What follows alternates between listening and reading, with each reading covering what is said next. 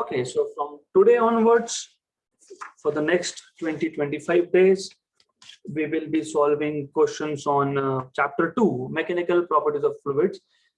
The pattern will remain the same. पहले हम CET level देख लेंगे, then NEET के previous year के question, and then JEE. So let's start with some basic questions, and we will start with questions on surface tension, right? तो बाकी pressure पे questions in between आ जाएंगे, और फिर fluid in motion, right? Fluid dynamics वो बाद में हम करेंगे. So we'll start with surface tension. Question number 1. A wooden stick 2 meters long is floating on the surface of water. तो पहले मैं सिनेरियो दिखा देता हूं आपको. The scene is like this. Let's say you have water surface. ऐसा water surface है आपके पास.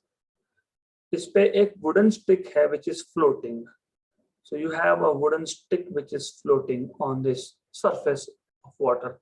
The surface tension of water is 0.07 Newton per meter. By putting soap solution on one side, so what I will do is I'll zoom this out first क्योंकि थोड़ा सा समझने के लिए easy होगा. So let's take it this way. तो हमारे पास एक वुडन स्टिक था like this which was on the surface of water. अब हमने एक साइड पे, वन साइड पे हमने सोप सॉल्यूशन डाल दिया, right? So by putting soap solution on one side of the stick, the surface tension is reduced to 0.06 Newton per meter. Okay. The net force on the stick will be, तो ऐसा है कि पहले उस stick के दोनों side पे water था, फिर हमने एक साइड पे डाल दिया सोप सॉल्यूशन ऑन इंटेंशन. हमने जानबूझ के एक साइड पे सोप सॉल्यूशन डाला है. तो on one side of the stick you will find soap solution and on the other side there is water. Correct. By definition, surface tension, force due to surface tension. If you remember, हमने surface tension को define कैसे किया था? By definition, it is tangential force per unit length. तो हमने एक line ली थी AB या PQ, जो भी बोलना हो, doesn't matter. नाम तो नाम है. Take a line PQ, right? Imaginary line PQ. इस imaginary line पे जो भी मॉलिक्यूल्स होंगे उस पे side wise force tangential force लग रहा है. क्यों टेंजेंशियल फोर्स लग रहा है? क्योंकि उस इमेजिनरी लाइन पे जो भी मॉलिक्यूल्स है उसके बाजू में भी मॉलिक्यूल्स है, and these molecules are exerting cohesive force, tangential force. That tangential force per unit length was surface tension. अब हमारे क्वेश्चन में इमेजिनरी लाइन की बात नहीं हो रही है. हमारे क्वेश्चन में एक वुडन स्टिक की बात हो रही है जो वाटर की सरफेस पे है. वाटर की सरफेस पे जो वुडन स्टिक है, जहां जहां पे वाटर वुडन स्टिक को टच होगा, कांटेक्ट होगा, वहां वहां पे सरफेस टेंशन की बात होगी. तो ऐसा है, on this side you have surface tension like this, tangential force, right? तो ये टेंजेंशियल फोर्स है यहाँ पे. On the other side as well you have force of surface tension, but there you have water, and on the other side you have soap solution. तो by definition force due to surface tension F is tension into length L. मान लो ये जो आपके पास stick है उसका length L है, तो by definition force due to surface tension is surface tension into length, right? So force on one side,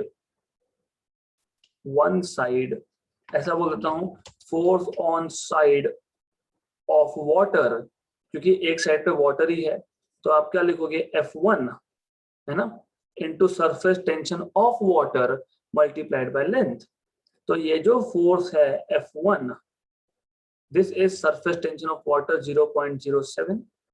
Length of stick is 2 meter. दिया है यहाँ पे 2 मीटर बोला है.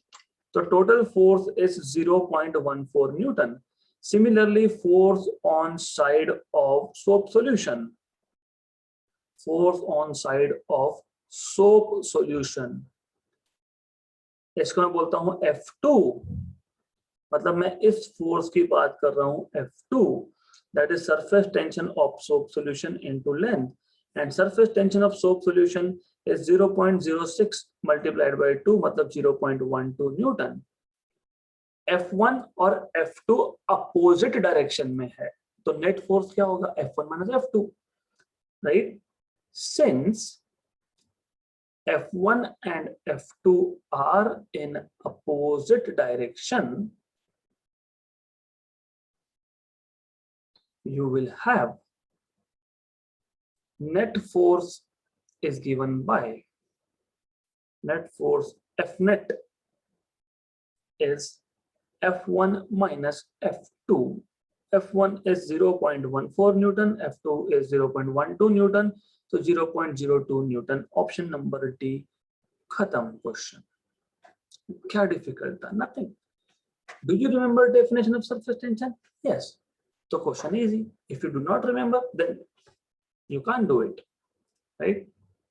अब ऐसा क्वेश्चन आता कि दोनों साइड पे ही वाटर है. What is net force? 0, क्योंकि F1 की वैल्यू 0.14, F2 की वैल्यू 0.14. दोनों साइड पे ही सोप सॉल्यूशन है, तो F नेट क्या आता? 0, राइट? गुड. तो नेट फोर्स की बात हो रही है यहाँ पे. नेट फोर्स जब बोला हो तो डायरेक्शन देखना पड़ता है. अगर आपको बोला होता what is force due to surface tension, you see net force, you have to take into consideration direction also. So this is 0.02. Question number 2. A 10 centimeter long wire is placed horizontally on the surface of water. Very good. And is gently pulled up with a force of 2 into 10 power minus 2 Newton to keep the wire in equilibrium. Very good. So the surface tension in Newton per meter of water is. अच्छा question है, पिछले question के जैसा थोड़ा सा relate कर ही सकते हो. तो मैं पहले वाटर का सरफेस ले लेता हूं. This is surface of water by the way. इस पे एक 10 सेंटीमीटर लॉन्ग वायर है इसके ऊपर. So you have a 10 centimetre long wire like this. This wire is gently pushed up. तो जब इस वायर को जेंटली हम थोड़ा सा ऊपर उठा लेंगे, हल्का सा ऊपर उठा लेंगे, तो क्या होगा? तो जब आप इस वायर को थोड़ा सा ऊपर उठा रहे हो, राइट, तो जब आप इसको ऊपर उठा रहे हो तो ये अपने साथ पानी को भी ऊपर खींच लेगा, थोड़ा सा हल्का सा. So this will pull little bit of water up on both sides. ये थोड़ा इमेजिनेशन लगेगा इस चीज को. If you can't imagine, I will have to draw alternate picture of this. तो मैं अल्टरनेट पिक्चर ऐसा दिखाता हूं. I will forget about this surface. Let's forget about this. Let's forget about this. Let's rotate this little bit. ऐसा है. तो जब आपने इस वायर को ऊपर उठाया तो वायर ने अपने साथ साथ थोड़ा बहुत पानी भी ऊपर खींच लिया दोनों साइड से, on the both side of course.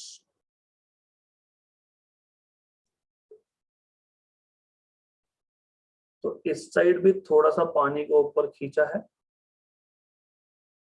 और on the other side also. थोड़ा डिफिकल्ट है दिखाना, लेकिन क्या ही कर सकते हैं. So let me try it out again.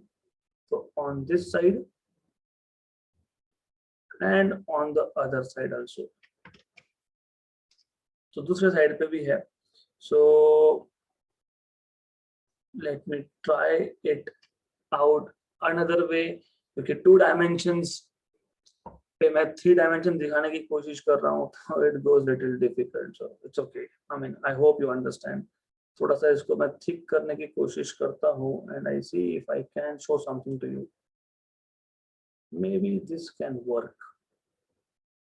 Possibility to have. Let's see if it is working.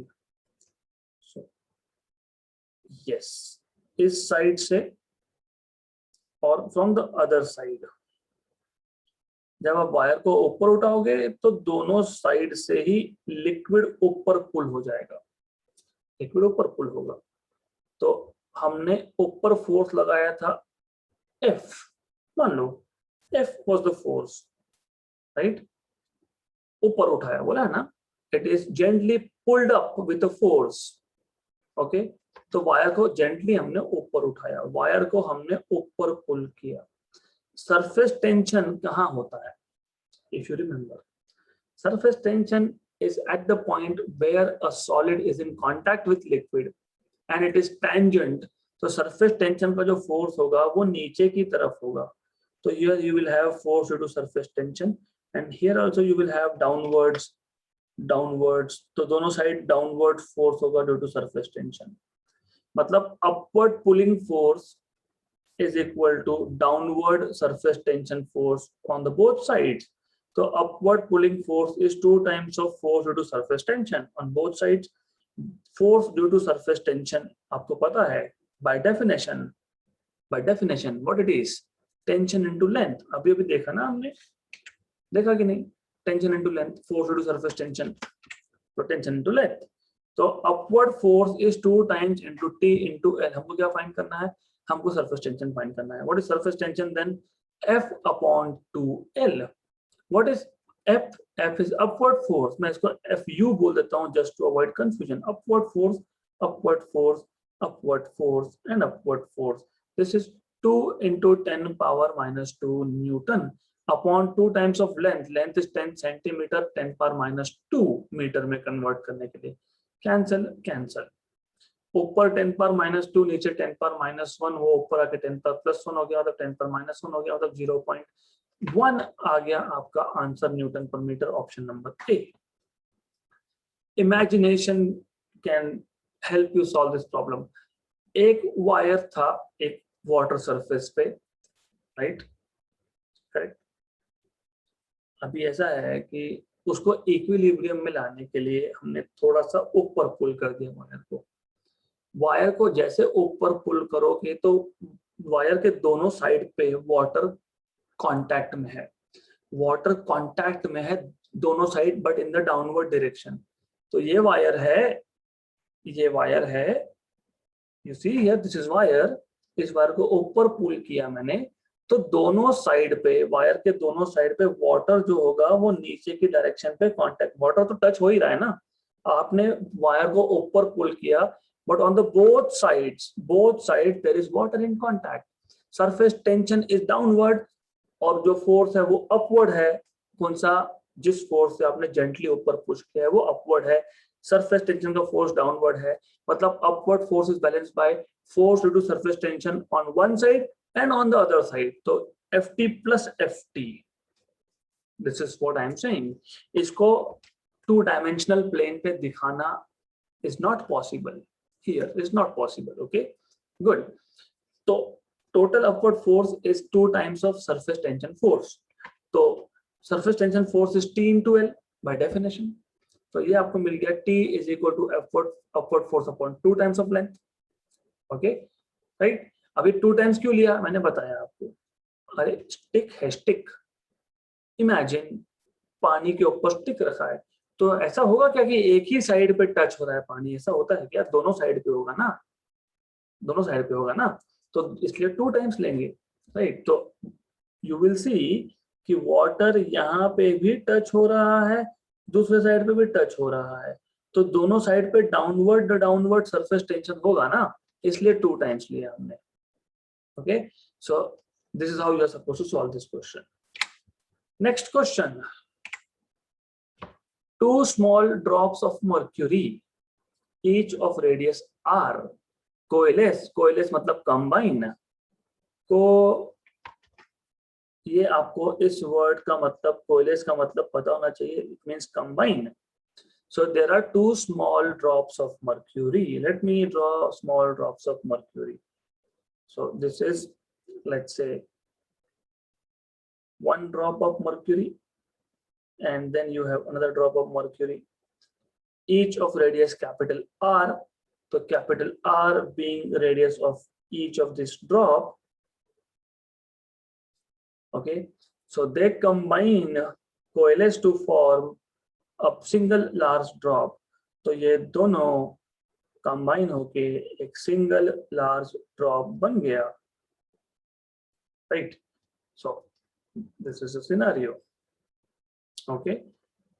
The ratio of total surface energies before and after the change is, the ratio of total surface energies.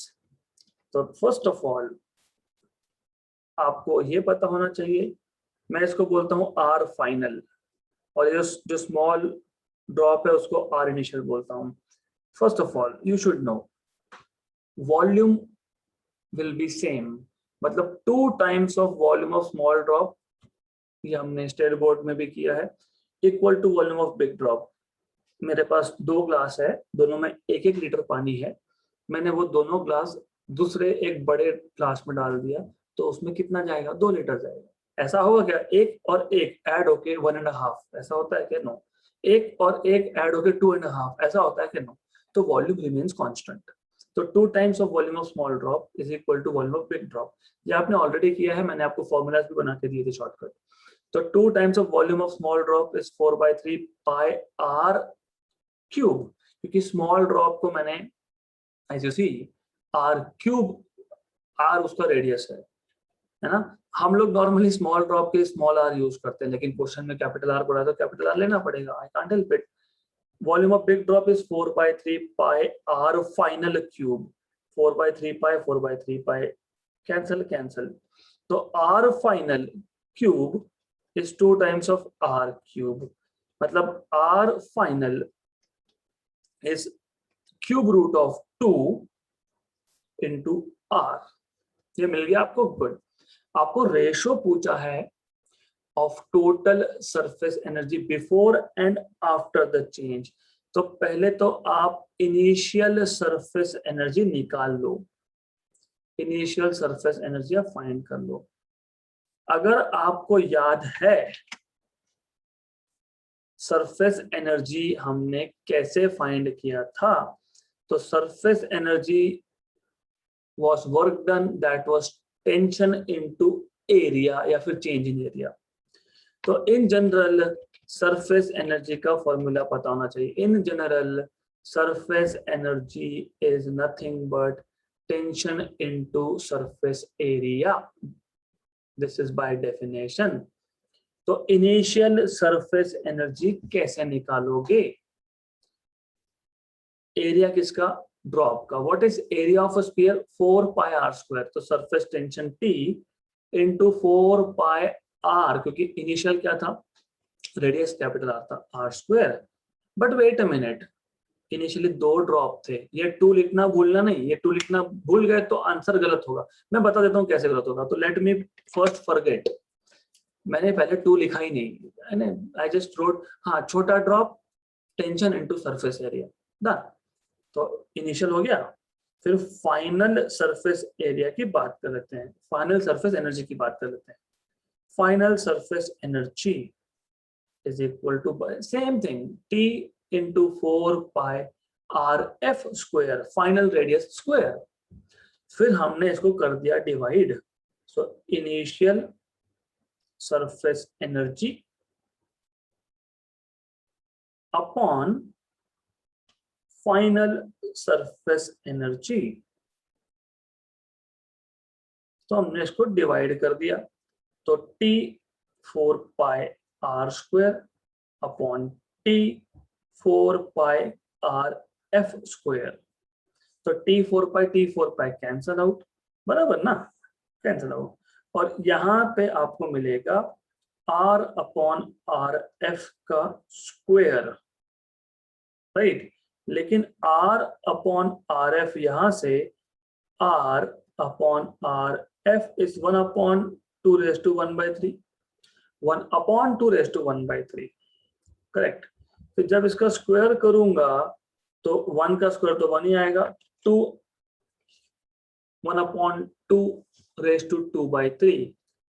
Unfortunately ऐसा answer में नहीं है। अगर मैंने option set किए होते तो मैं यहाँ पे ऐसा लिखता, राइट? क्यों? बिकॉज ये एक गलती कर सकते हो और होती है। तो ऐसा है, टू लिखने से क्या होगा? टू लिखने से डेफिनेटली टू सिर्फ इनिशियल में आएगा, क्योंकि इनिशियल 2 ड्रॉप थे, फाइनली एक ही था, तो ये 2 आएगा। फिर एज आई टोल्ड यू कि आपके पास R अपॉन RF है 1/2⁻³ इसका स्क्वायर, मतलब ये 2 आउटसाइड है, ये पावर में 1 है, 1/2⁻²/3। Okay, so let me make some space. Just a minute.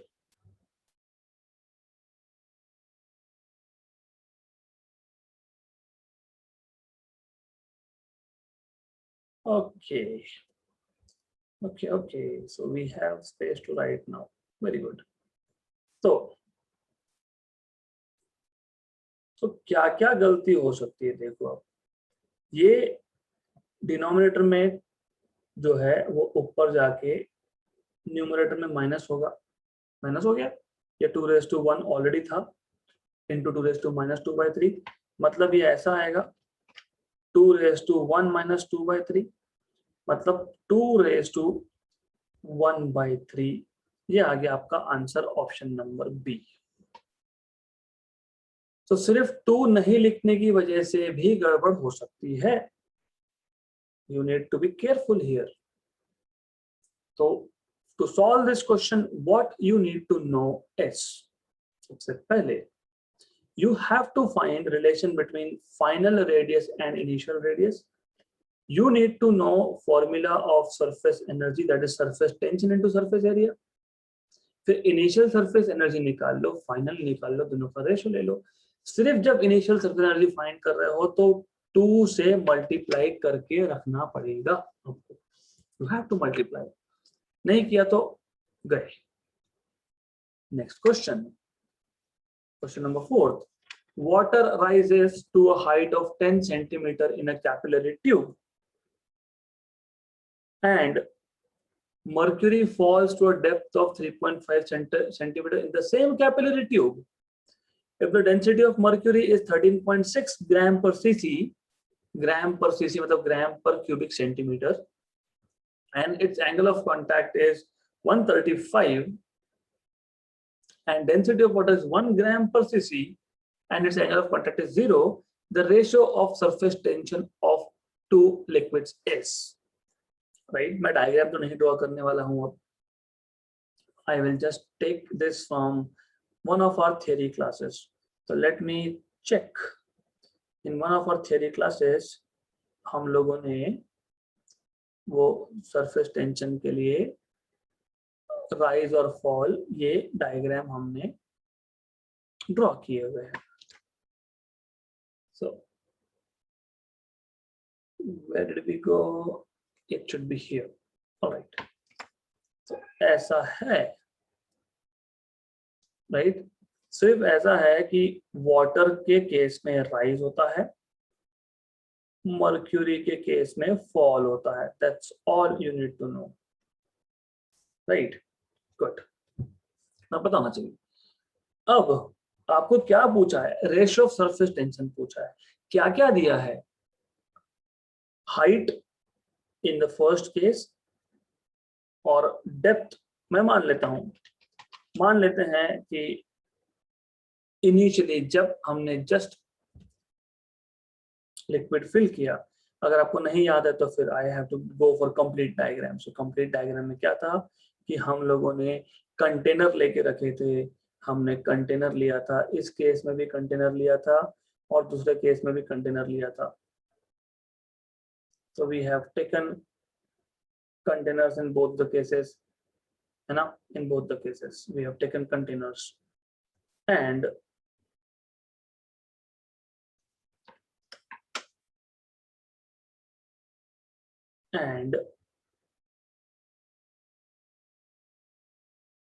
in case of mercury बाहर की लेवल के कंपैरिजन में अंदर लेवल कम होता है, there is fall, right, there is fall. और वाटर के केस में बाहर के कंपैरिजन में कैपिलरी के अंदर लेवल ज्यादा होता है, there is rise, this is what you know, right. And you know one more thing, that हमने एक फॉर्मूला डिराइव किया था, h is equal to height equal to 2t cos theta upon r rho g, where r was radius of capillary tube। अभी क्या बोला है, same capillary tube बोला है, मतलब r कांस्टेंट हो गया, g तो वैसे भी कांस्टेंट है, 2 भी कांस्टेंट है, करेक्ट। आपको सरफेस टेंशन पूछा है, तो सबसे पहले मैं सरफेस टेंशन के लिए फॉर्मूला बना लेता हूँ, H R rho G upon 2 cos theta. फिर आप बोलो कि tension T is proportional to H, of course क्योंकि दोनों में हाइट अलग अलग है, R रेडियस ऑफ कैपिलरी है और कैपिलरी सेम है तो R कांस्टेंट है, G acceleration due to gravity है, वो तो कांस्टेंट ही है at a given point on earth, right. Rho water का अलग और मर्क्यूरी का अलग, करेक्ट, अपॉन कॉस थीटा क्योंकि एंगल ऑफ कांटेक्ट अलग। ऐसा क्यों लिखा, since R and G are constants. आपको चाहिए ratio of surface tension of the two liquids, मतलब ratio of surface tension of water to that of mercury. तो ratio of surface tension में water को लिक्विड नंबर 1 मान रहा हूं और मर्क्यूरी को मैं लिक्विड नंबर 2 बोल रहा हूं। तो T1 by T2, T1 by T2, तो यह आ जाएगा H1 रो 1 बाय cos थीटा 1, बाय है बाय, डिवाइड बाय तो इनवर्स H2 रो 2 ऐसा आएगा। Height in case of water 10 centimeter, और मैं कन्वर्ट क्यों नहीं कर रहा हूँ, why I am not converting, you see, why I am not converting from CGS to SI, ratio of two similar quantities। जब ratio of two similar quantity होता है तो कोई भी यूनिट हो, doesn't matter। हाँ लेकिन ऐसा है, H1 सेंटीमीटर में तो H2 भी सेंटीमीटर में चाहिए, 1 मीटर में 1 सेंटीमीटर में नहीं चलेगा।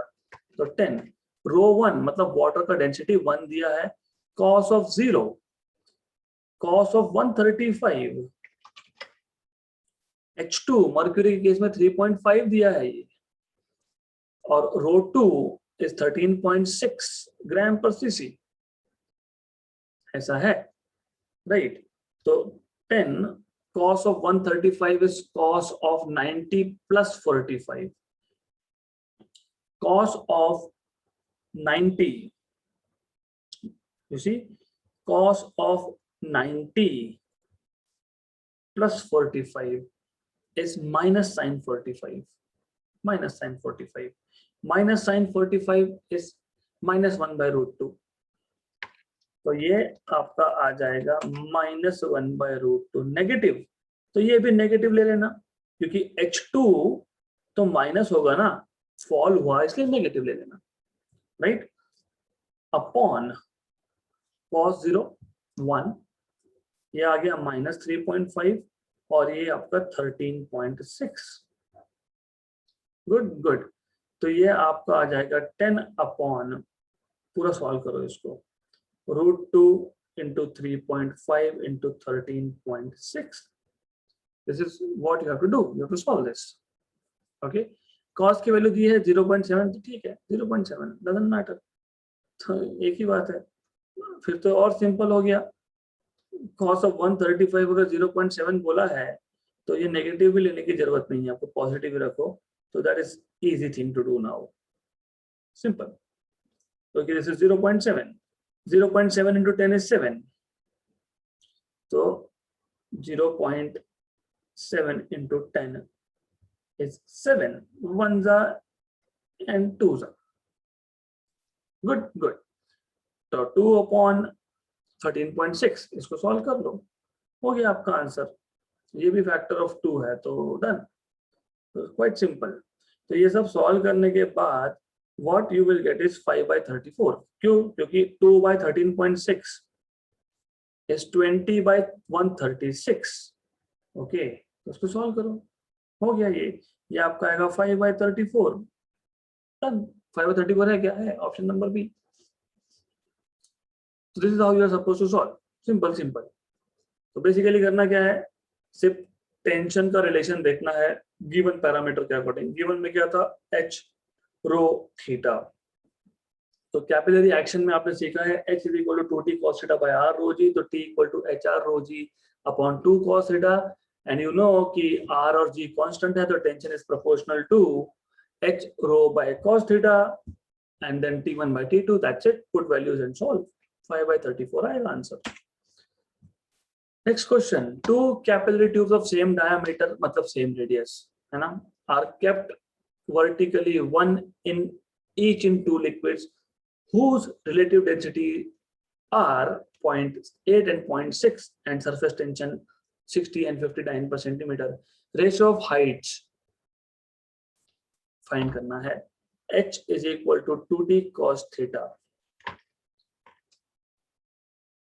by r rho g. वापस वही scene. h is proportional to t cos theta upon rho, क्योंकि r और g कांस्टेंट है.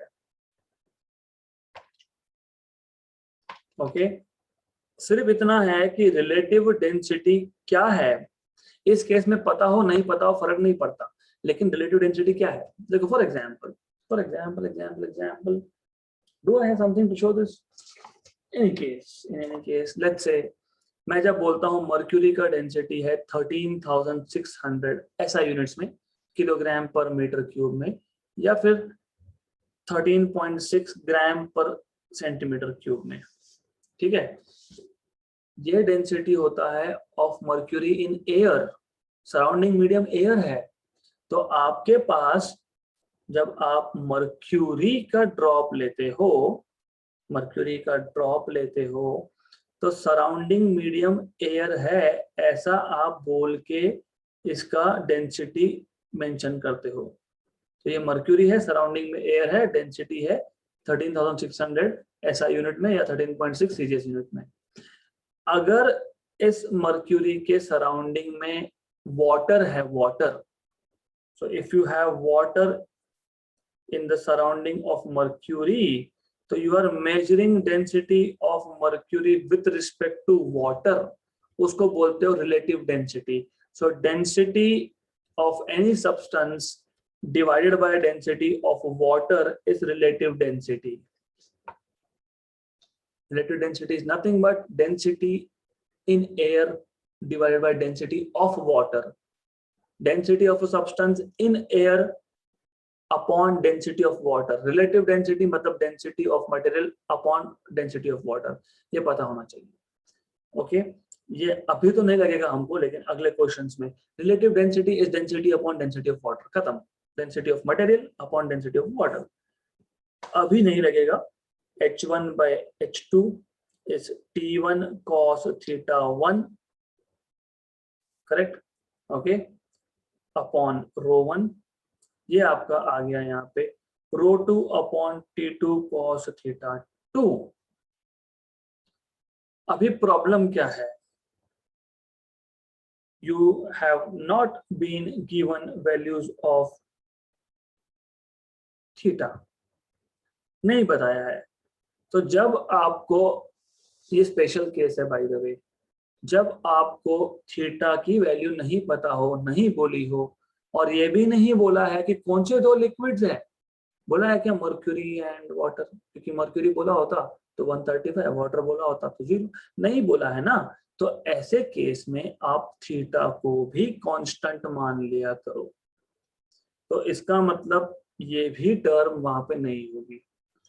तो this is something that you need to no.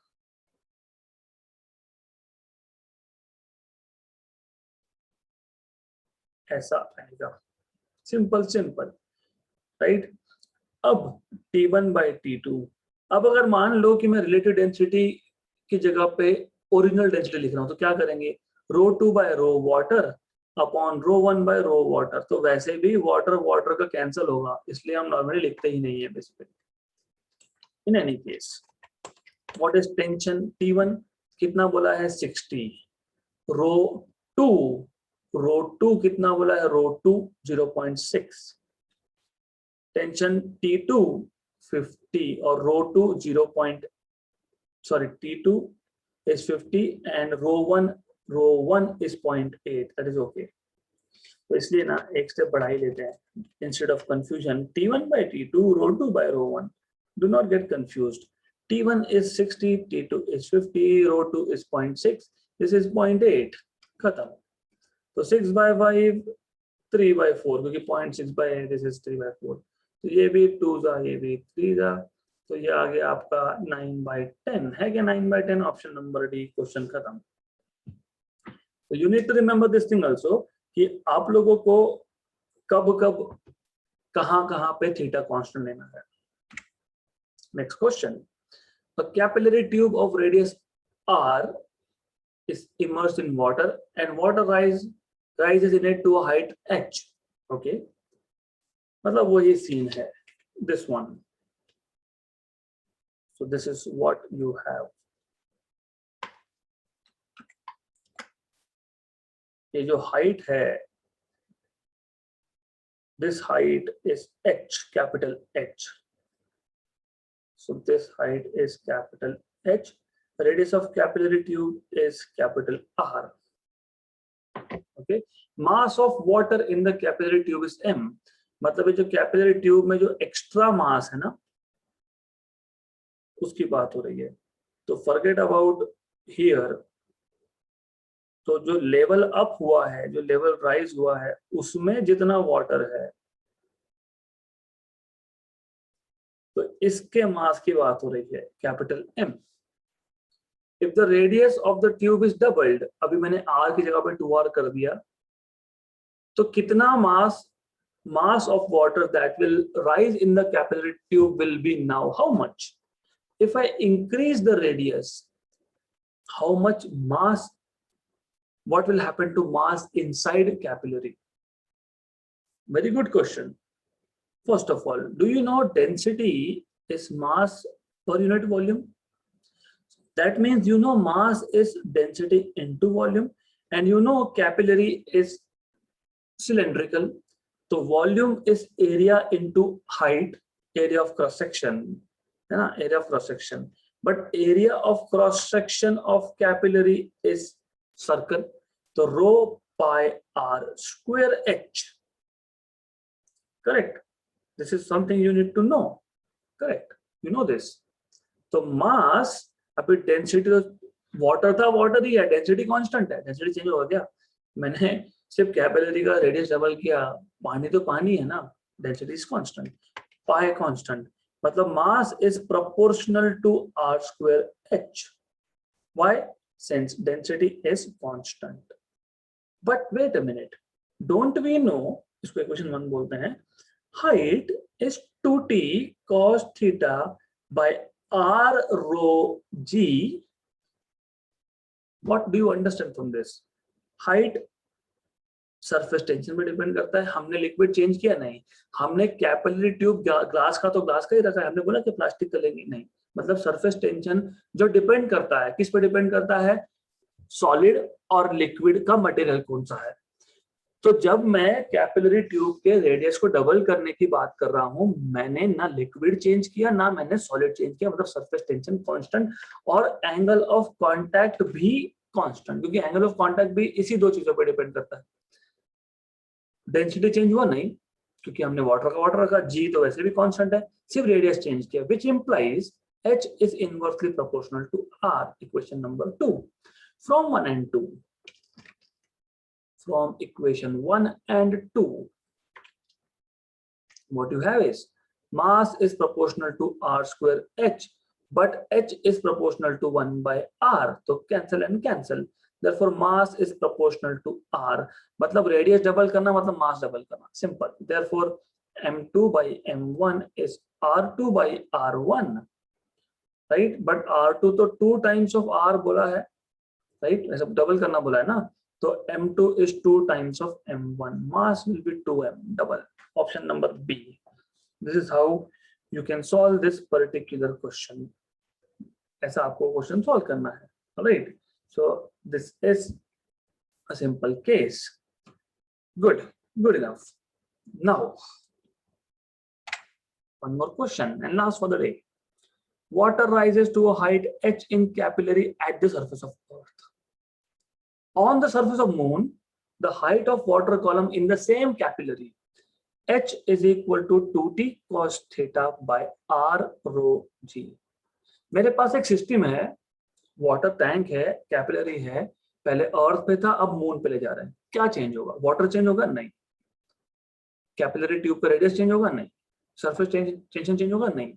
मतलब ये भी कांस्टेंट, ये भी कांस्टेंट, ये भी कांस्टेंट, ये भी क्या चेंज होगा? Only g, which means h is proportional to 1 by g. That's it.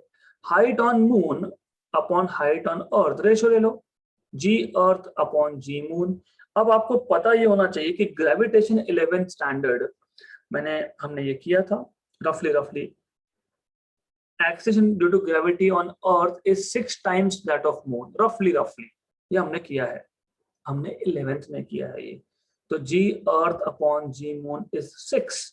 therefore height on moon to that of height of on earth, capillary के अंदर जो वाटर का लेवल बढ़ा है उसकी हाइट की बात हो रही है 6. तो height on moon is 6 times of height on earth. तो 6h, ऑप्शन नंबर ए. खत्म question. This is how you are supposed to solve this particular question, right? So this is simple thing, simple and simple. So we are done for today. We'll stop here for today and we'll do more questions in the next session.